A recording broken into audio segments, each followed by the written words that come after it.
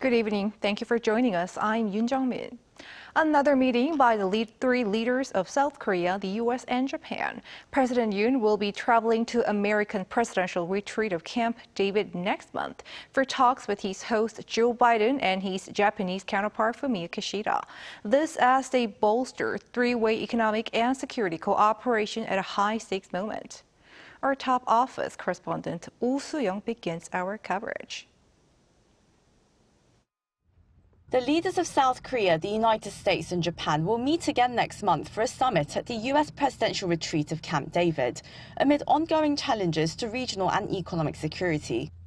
President Yoon Suk Yeol will reportedly meet his counterparts on August 18th, after U.S. leader Joe Biden proposed a stateside trilateral at the G7 summit in Hiroshima 2 months ago.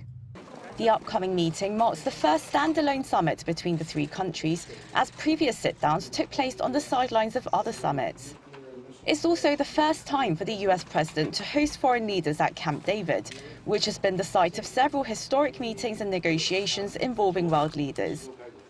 The peaceful and secluded environment has fostered candid and constructive dialogues in the past, while the informal setting has promoted trust and understanding.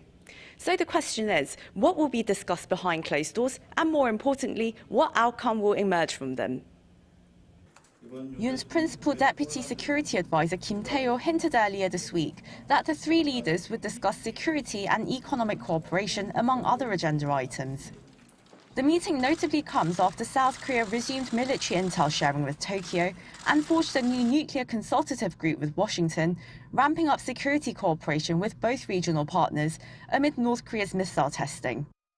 Perhaps a discussion to set up an information sharing apparatus could be underway or could be placed on the table. And by doing so, the three nations could seek an opportunity to lay a concrete foundation for such a mechanism that could facilitate information sharing process in a contingency.